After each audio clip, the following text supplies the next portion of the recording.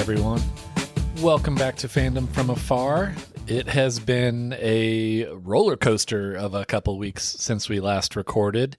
Losses to the Pelicans, Grizzlies, and Mavs, and then a couple of good wins against the Grizzlies and the Lakers. The big news, obviously, was Jokic missed 3 games. They didn't announce it for quite a while. I guess there must be some rule that if the family has not announced why he's out for personal reasons, then the team or the media is not allowed to report on it. There were rumors going around, and no one really denied the fact that he was just spending time with his family because his wife gave birth to a little baby boy. So that's obviously very exciting for Jokic and his family. And it kind of is a little bit blessing in disguise because he pretty much got 2 full weeks off after playing quite a few minutes early on in the season. And so just kind of a nice little break for him, not only to spend time with the family, but also just to make sure wear and tear doesn't get to him too early on in the season. So my theme today is going to be all about celebrating fatherhood, since it's such a big week for the Jokic family. So let's go. First one, I labeled it Father-Son Picnic.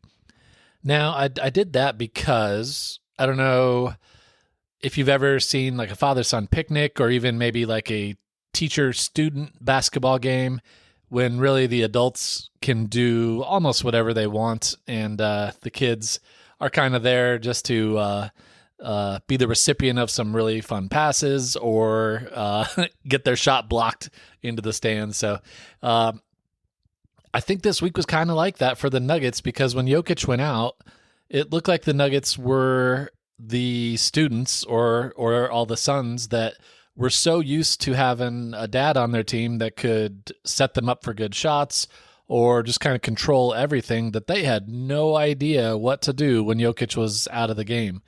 The loss to the Pelicans and the Grizzlies, they were really disheartening.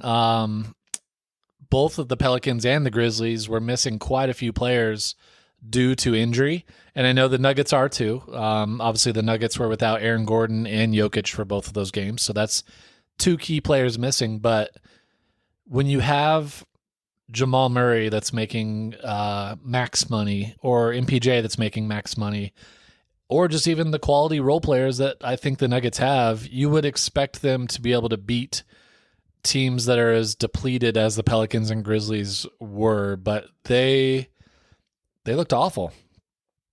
I know it's always tough to take one game and really make big picture judgments on the players and the team, but those 2 games back to back really showed how much the Nuggets rely on Jokic. And even in their loss to the Mavericks, when Jokic came back, it almost seemed like the Nuggets were like, oh, good, Jokic is back. We don't have to do anything. Like, they just expect him to kind of do everything, which he does. But they started out that game so slow and with no energy, except for Jokic. He obviously put up amazing numbers, but they fell behind by 24 and fought their way back, but couldn't quite pull it out. And it's really... it's alarming just to see these guys who are amazing basketball players in their own right just kind of have no idea what to do without Jokic. And I don't know how to fix that. Like, it's really, I guess, a mindset thing for the players that are playing. But in those 2 losses to the Pelicans and the Grizzlies, they just had no joy. There was no spacing. Like, it was almost just like they didn't know how to play. And obviously they lost those.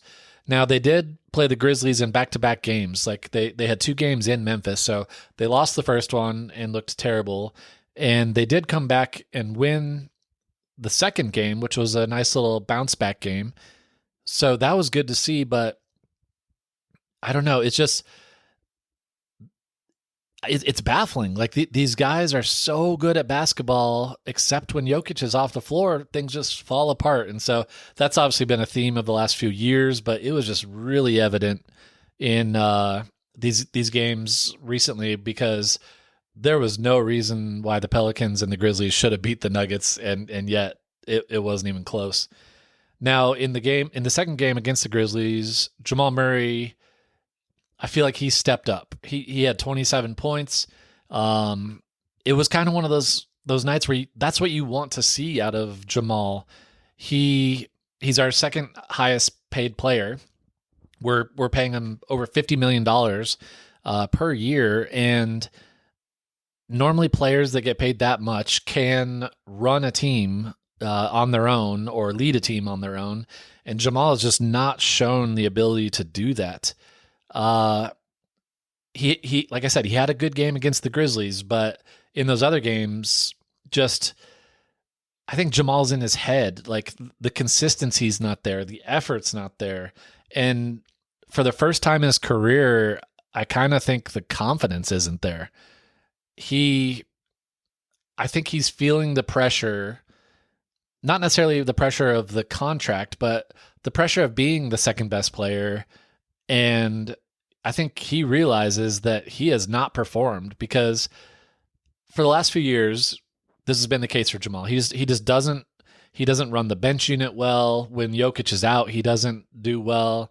And the excuse was always, well, he'll step up in the playoffs. Like, that's his time. He needs that motivation to really perform at the highest level. But then in the most recent playoff, he didn't perform. He hit some game winners, but overall, you would not say that he had a great playoff. And that was kind of capped off with some of the mental breakdowns of throwing the heat pad onto the floor, and just he didn't look good. And so the excuse that myself and other Nuggets fans who were always able to say, well, he'll step up when it counts in the playoffs, that's kind of gone, because now you're stacking bad regular seasons onto a most recent bad playoff, and it's getting a little worrying. I think you can easily say that Jamal has been the seventh best Denver Nugget this year. Obviously, Jokic has been amazing. MPJ, Christian Brown, awesome seasons so far. Really impressed with how they've stepped up. Aaron Gordon, before he got hurt, was playing well. Even Russell Westbrook and Peyton Watson have stepped up in the last couple of weeks. And so you just go down the line, and you can honestly say all those guys have been better than Jamal this year, and we're paying Jamal $50 million. It's hard not to think about, if we had another player kind of at that level that's getting paid that much, how dominant we would be, because usually players that get paid that much are much more consistent, can provide much more scoring for when your superstar is off the bench. And man, it's been so rough for Jamal. Like, I don't know if there's an immediate fix. Like I said, I really think his confidence is down. But on the brighter side of that, I almost think he's kind of realized what people have been saying the last couple of years, because he's always been so defiant when reporters would bring up his struggles, or he clearly reads all the stuff on social media and gets mad at fans and media for what they're saying about him. But it really seems like maybe he's kind of realized that his performance is not backing up what he thinks he is in his own mind. And so hopefully that'll be a turning point. Like I said at the beginning of the season, Russell Westbrook was brought in here to motivate Jamal, and Westbrook is playing quite well. And so I'm hoping that this is really a turning point for Jamal, where he sees how hard Russell Westbrook plays. He sees all the off the court training, because Westbrook's obviously in phenomenal shape, and Murray is just not. Jamal gets exhausted very quickly out there. I will say Jamal, just the way he looks like he's in a little bit better shape, because there's definitely thicker Jamal when you can tell that he has not been doing his cardio, and his arms are just kind of like tubes. But I was noticing in the Laker game last night, Jamal, you can see a little bit of definition in his shoulders and biceps, and so I'm hoping we're right about to turn the corner into Jamal being in shape and really being able to help the team a little bit more consistently. And like I said, I hope Westbrook is part of that. But it's been a little scary, and like I said, for the first time ever, I'm worried that Jamal has lost confidence, and we need him. There's no way around it. We need Jamal. So second section, I'm going to call dad strength. It's just a well-known fact that you get older and you just, even maybe you don't work out, but you just get that dad strength. And so the way I'm thinking about this is, if you're wrestling around with your son, and no matter how old he gets, he thinks he's doing pretty well. Like you're kind of taking it easy on him, but then all of a sudden you kind of flip the switch and you try for a few seconds, and the son's eyes get really big, and he's like, oh, okay, his strength is on a whole nother level. Well, that's Jokic. Jokic he seems like a dad with playing with his sons, and the referees are allowing really physical play this year, which I kind of like. I don't like all the ticky-tack fouls and stuff, but it's kind of ridiculous. And Jokic has been pretty good about kind of laughing it off. Like there's been so many games where he's getting double or triple teamed, and they're just hanging on him and just smacking him like crazy on every shot. And of course he's Jokic, so he makes it. But you can kind of see him just laughing on his way down the court, and he'll talk to the referees, and he's been doing a great job, because younger Jokic would have definitely been extremely frustrated with some of these non-calls and got some technicals and even kicked out of the game. But I think Jokic just knows, like, he's bigger, stronger than these guys, and that's just how it is. It's almost like how Shaq used to get refereed as well.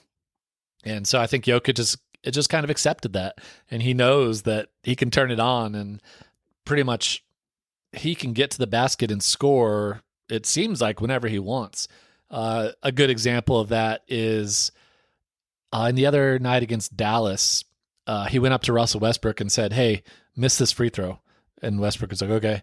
And Jokic just knew that he could get the rebound over, I forget who it was for Dallas, but the Dallas player just tried to pretty much like bear hug him and tackle him, and Jokic still got the ball, put it in for a layup. Like, Jokic knows he can do whatever he wants. He's at the peak of his powers, and it's so amazing to watch.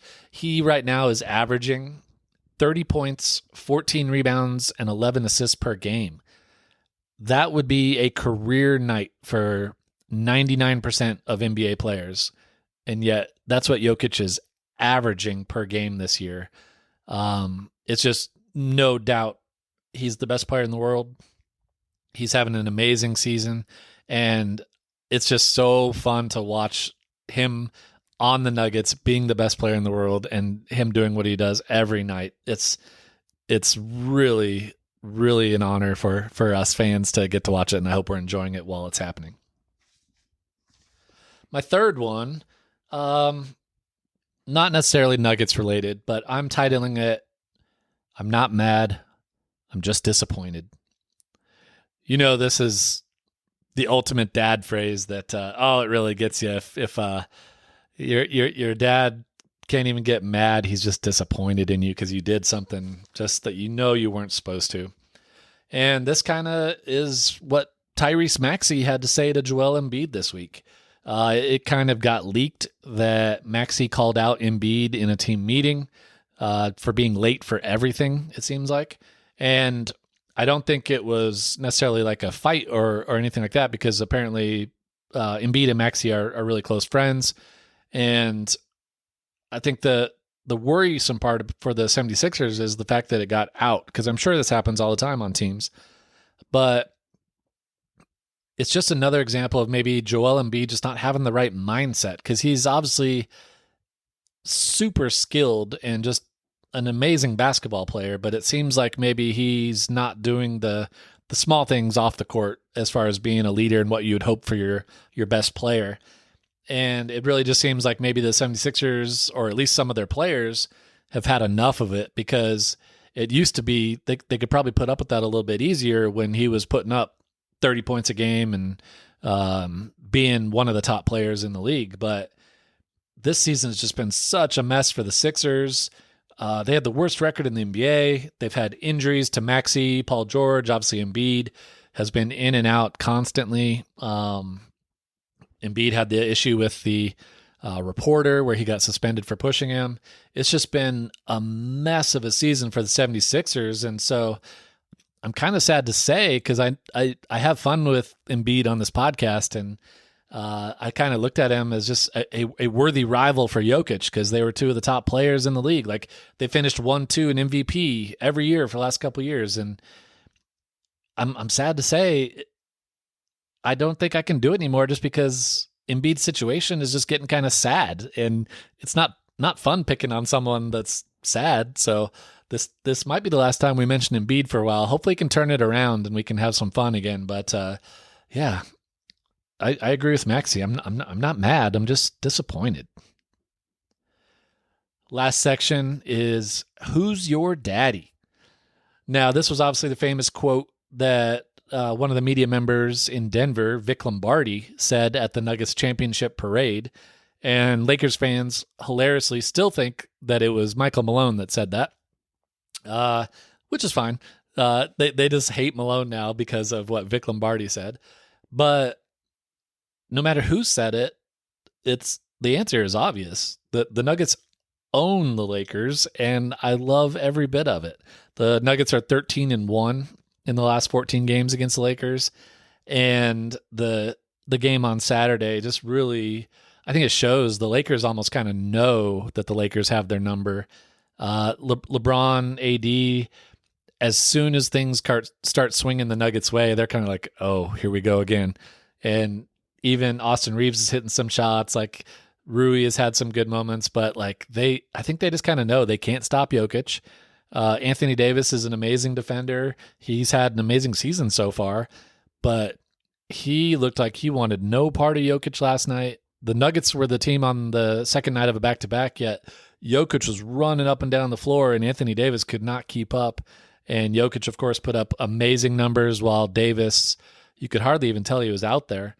And so it's really just fun, because there was a long stretch there where the Lakers owned the Nuggets. So obviously it'll flip back again the other way someday. But for right now, this is a really fun stretch where the Nuggets really can do whatever they want against the Lakers.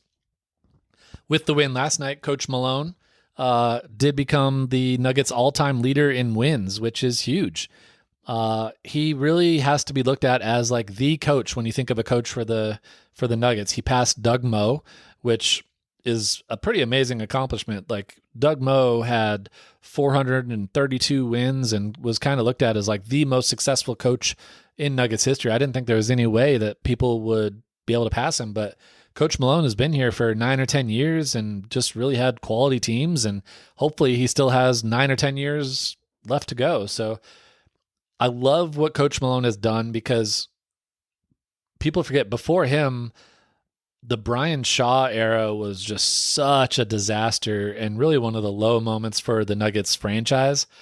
There was just nothing positive to say about the Nuggets culture, the Nuggets team during that time, and Coach Malone turned it around pretty quickly. And then obviously it helps that you get one of the best players of any generation coming in. But you have to give Coach Malone credit that he saw something different in Jokic and gave him a chance, because Jokic is so different. There's plenty of coaches out there that would not have given him a chance and just either relegated him to the bench, or even really just not even gave him a chance to play, because he doesn't have the look of a superstar. He doesn't have the look of a normal NBA player. He doesn't play like anyone else. And so the fact that Malone was willing to take a chance on him obviously changed the whole history of the Nuggets and really the NBA. And so the culture that he set up, he is hard on guys, but I think he does a great job of balancing that tough love with a love. Like, just you can tell that he really truly cares about the guys, and they respect him because of the fact that he does care about them, but he also is trying to push them to be better. And so he's been a little bit tougher on some guys, MPJ, than others. But the trio of Jokic, MPJ, and Murray have all grown up with Coach Malone.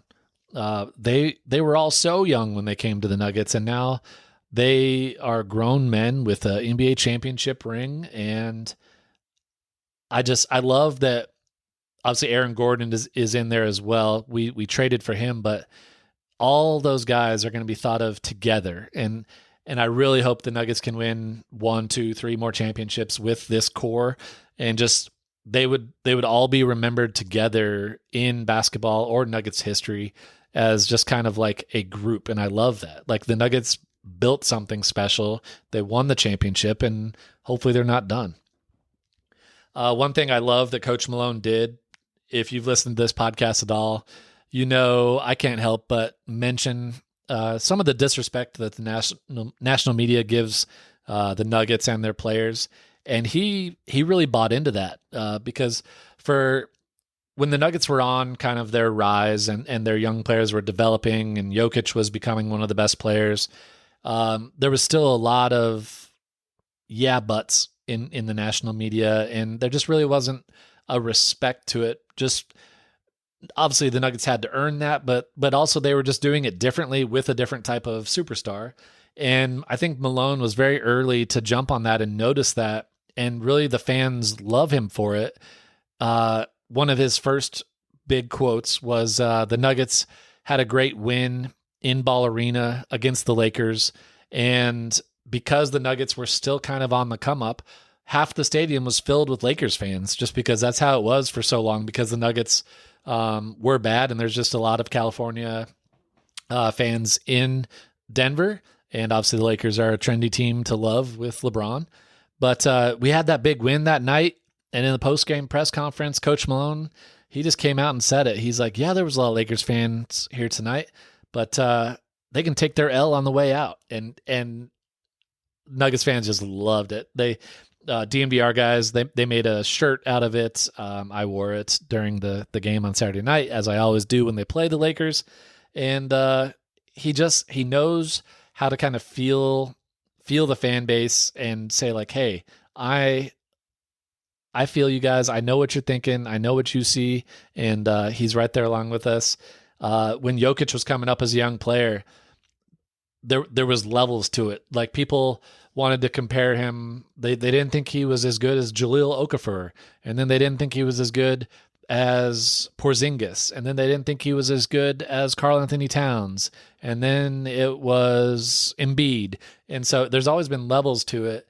But Coach Malone bought right into that too. He's famous for kind of going, yeah, I don't know who that guy is in Philly, but I know our young center had 40, 15, and 10 tonight. And so he knows just what the fans love, and I think he's bought into that. He even got a Nuggets tattoo after the championship. And so Coach Malone is our guy. And to continue on with the theme of today, he is the father figure to these Nuggets. He's helped them grow up into players, and I couldn't be happier for him that he is now the winningest coach in Nuggets history. And congrats to Coach. So fatherhood, it's one of the best things ever.